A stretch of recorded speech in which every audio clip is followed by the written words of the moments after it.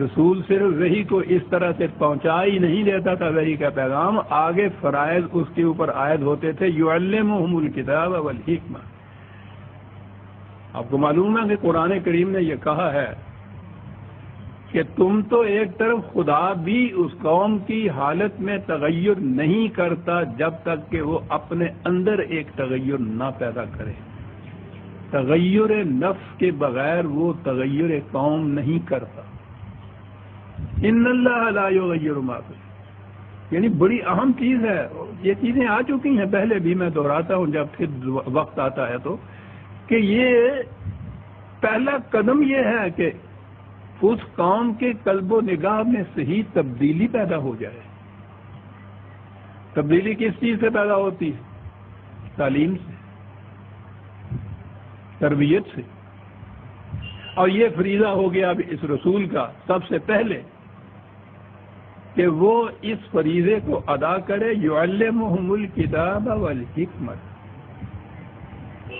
کتاب قوانین کو کہتے ہیں، اور حکمت ہوتی ہے ان قوانین کی غرض و غایت، مقصد کیا ہے اس سے، یہ کرو گے تو ہوگا کیا، کیوں یہ قانون دیا گیا ہے، تمہارا کیا فائدہ ہے اس کے اتباع کے اندر، اس سے انسانیت میں کیا تبدیلی آئے گی۔ یہ تمام چیزیں حکمت کے اندر آ جاتی۔ بڑا ہی جامع لفظ ہے یہ، اس کو آپ عقل و بصیرت، علم و فکر، تدبر، شعور، وزڈم، یہ تمام چیزیں کہیے، ریشنلٹی، ریزن، یہ بڑی اہم چیز ہو گئی۔ یہ جو فرائض ہیں رسول کے، یہ اتنے اہم ہیں کہ قرآن نے متعدد مقامات پر ان کا ذکر کیا ہے۔ انہی الفاظ میں حوالے دو ایک لکھ لیجئے کہ بڑی اہمیت ہے اس میں۔ سورہ بقرہ کی آیت 129، 151،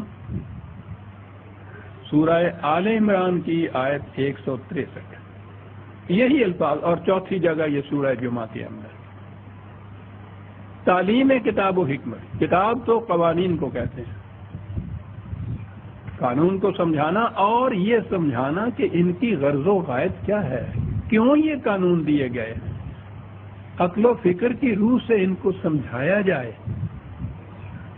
قانون کا احترام پیدا ہی اس صورت میں ہوتا ہے جبکہ اس کی علت، مقصد، غایت سمجھا دی جائے اور وہ مطمئن ہو جائے کہ ہاں صحیح ہے بات، یہ اس قانون سے یہ ہوگا تو مجھے اس کی پابندی کرنی چاہیے۔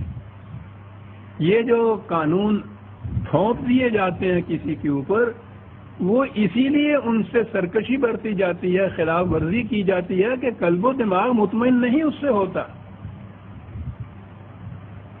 یہ جتنے بھی آپ کے ہاں یہ ملوکیت، شہنشاہیت، آمریت، یہ ان کو کیوں قرآن نے ناجائز قرار دیا، غلط قرار دیا ہے؟ اس لیے کہ قانون تو وہ بھی نافذ کرتے ہیں، قوانین کی حکمت نہیں بیان ہوتی وہاں کہ کیوں نافذ کیا جاتا ہے۔ رسول کا فریضہ یہ بتایا کہ وہ تعلیم دے گا قوانین کی، اور یہ پھر مطمئن کرائے گا ان کو فکر و تدبر، علم و بصیرت کی روح سے، آرگومنٹس کے ذریعے سے، ریزن کے ذریعے سے، کہ یہ قانون کیوں دیا گیا ہے، تمہارا اس میں فائدہ کیا ہے، اس قانون کے نافذ کرنے سے یا اس قانون کے اتباع کرنے سے ہوگا کیا۔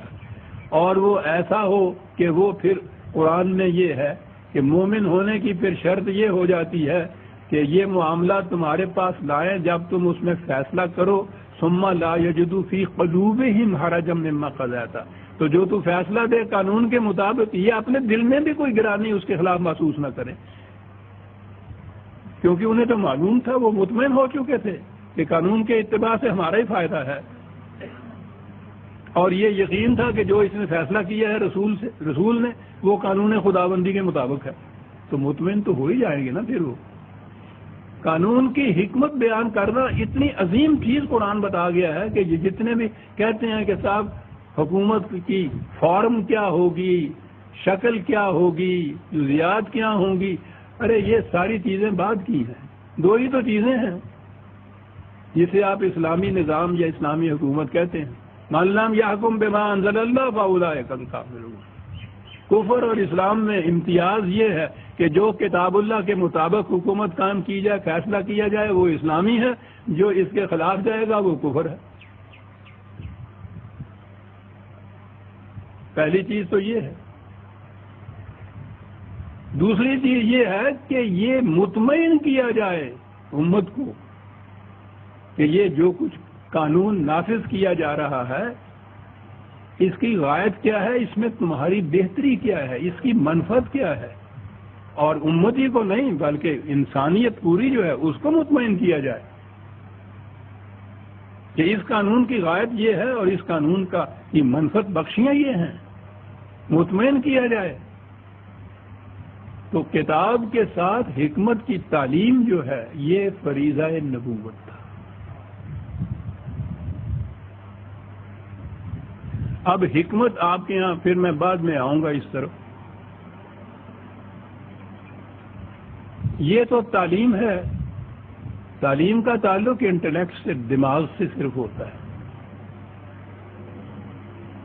یہ ذہنی چیز ہے. بڑے بڑے پڑھے لکھے دانشور کوالیفائڈ ہائیلی ایجوکیٹڈ آپ کو ملیں گے، ان کا کردار دیکھیے تو اتنا گھناؤنا ہوتا ہے کہ صاحب اتنا کچھ پڑھ لکھنے کا فائدہ کیا ہوا اس واسطے یہ کہ انہوں نے دو حصے کیے. دماغ کا مطمئن ہو جانا یہ تو فلسفے سے ہو جاتا ہے، خالص عقل سے ہو جاتا ہے. اگلی جو چیز ہے نا یہ کہ صاحب اس کے کردار پہ اس کو کچھ بھی اثر نہیں ہے. وہ جسے اصطلاح میں ہمارے ہاں قلب کا تغیر کہتے ہیں نا، وہ اگلی چیز ہے. وہ پہلی چیز جو ذہنی یا دماغی یا انٹلیکچوئل سیٹسفیکشن ہے وہ ذہن کو مطمئن کر دیتی ہے. اگلی چیز جو ہے کہ وہ قلب کے اندر تبدیلی آئے، یہ تربیت سے آتی ہے. یہ ہے جو اگلی چیز بھی رسول کی ذمہ داری کہ ان کی تربیت اس قسم کی وہ کرے کہ وہ دماغی طور پر مطمئن ہوں کہ جو خدا کے احکام ہیں وہ کس طرح سے ہمارے لیے انسانیت کے لیے منفعت بخش ہیں. اس کے بعد سیرت و کردار کی تربیت اس قسم کی ہو جائے کہ پھر ان قوانین کا احترام اور اتباع کا جذبہ ان کی قلب کی گہرائیوں سے ابھرے. یہ نہ ہو کہ پولیس والا کھڑا ہے یا نہیں. یہ فریضہ تھا رسالت کا. ہمارے ہاں یہ چیز دیکھتے ہیں کہ جاہلیت عرب یہی لوگ تھے نا، جاہلیت عرب میں جو بعد میں ایمان لا کے پھر امت مسلمہ بنے تھے حضور کی. جاہلیت عرب کی وہ ساری دنیا کی برائیاں جو ہیں وہ ہمارے ہاں گنا دی جاتی ہیں، اور واقعی ان کے اندر بہت سے عیوب اور ضمائم اور برائیاں تھیں بڑی بڑی اہم. وہی لوگ اسلام لاتے ہیں تو اس کے بعد ہمارے ہاں پھر ان کے متعلق کہا جاتا ہے کہ صاحب یہ دیکھیے ان کے ہاں یہ خوبیاں، یہ حسنات، یہ سارا کچھ ہو جاتا ہے. کوئی نہیں بتاتا کیسے یہ ہو گیا. تو ذہنوں میں یہ ہے کہ انہوں نے ادھر سے کلمہ پڑھا، ادھر سے سارا ان کے قلب ماہیت ہو گئی. وہ پیتل تھا ذرا سا انہوں نے بھٹی میں دیا، سونا بن گیا. یہ یوں نہیں بن گئے تھے. یہ تعلیم کتاب و حکمت و تزکیہ رسالت کی روح سے ایسے بنے تھے. یہ ٹھیک ہے ان چیزوں کی صلاحیت تو تھی ان کے اندر، لیکن انہیں یہ بنا دینا، یہ تعلیم و تربیت رسالت کی وجہ سے ایسا ہوا. جو ہمارے ہاں ہے نا کہ رسول اللہ صلی اللہ علیہ وسلم نے آرزو یا دعا کی تھی خدا سے کہ یا اللہ مکے کی زندگی میں جب مصائب سے پوری طرح گھرے ہوئے سے کہ یا اللہ ابو جہل یا عمر ابن خطاب میں سے کسی ایک کو میرے کو اسلام لانے کی توفیق عطا فرما دے، یہ میرے ساتھیوں میں سے ہو جائیں. تو بڑا جوہر تھا ان کے اندر، ضائع ہو رہا تھا، غلط سمت کے اندر ہو رہا تھا. وہی عمر تلوار ہاتھ میں لیے ہوئے پھر رہا تھا، ابو جہل ہر وقت مصیبتیں پیدا کر رہا تھا. تو بڑی صلاحیت تھی. صلاحیتوں کو دیکھ کے حضور نے یہ کہا کہ ان میں سے جوہر قابل ہے، یہ مٹی میں ملا ہوا ہے سونا. اور میں تو کہتا ہوں کہ کتنی بڑی عظمت ہے ان کی، خود حضرت عمر کی کہہ لیجیے اگر یہ چیز کہ رسول اللہ دعا کرتے ہیں خدا سے کہ یا اللہ یہ مل جائے مجھے کسی طرح. اب جو وہ ملا ہے تو عمر تو وہی تھا، اس کی پہلی زندگی جو ہے وہ بھی ہمارے سامنے ہے. پھر وہ کندن کیسے ہو گیا؟ تعلیم کتاب و حکمت بایزکیہم، یوں یہ امت بنی تھی. یہ فریضہ جو تھا رسالت کا، یہ آگے جاری رہنا چاہیے تھا، کیونکہ قرآن نے کہا ہے کہ ہم نے پھر رسول کی وفات کے بعد اس امت کو وارث بنایا اس کتاب کا. تو نبوت تو نہیں مل سکتی تھی، اب وحی تو نہیں کسی کو آ سکتی تھی، وحی محفوظ مکمل شکل میں موجود تھی امت کے پاس. اگلا حصہ جو تھا رسالت کا حصہ، یہ تھا فریضہ اس امت کا. جب تک یہ فریضہ جاری رہا وہ امت مسلمہ، وہ اسلام دین کی شکل کے اندر قائم رہا. اس کے جتنے بھی خوشگوار نتائج تھے آج بھی تاریخ عالم کے اندر وہ درخشندہ موتیوں کی طرح چمک رہے ہیں. ساری دنیا ان کو کوٹ کرتی ہے. ہم بھی اس حالت میں جس میں اب ہم ہیں، ہمارا فریضہ یہ رہ گیا ہے کہ وہ اس دور کے جتنے وہ خوشگوار نتائج تھے وہ دنیا کے سامنے وہ پیش کرتے چلے جاتے ہیں، اور اس کے بعد خود فریبی میں مبتلا ہو جاتے ہیں کہ ہم آپ نہیں متعلق یہ کہہ رہے ہیں کہ صاحب ہم اتنے عظم تھے، ہمارا اسلام اتنا عظیم تھا. یہ تھی جب تک یہ کیفیت رہی. پھر چھوڑ دیجیے کہ کون کون سے وہ اسباب اور عناصر پیدا ہوئے جس سے یہ کیفیت نہ رہی. وہ تو میں نے اپنے یہاں کتابوں میں درج کیا ہے. یہ تھا جو کرنا تھا.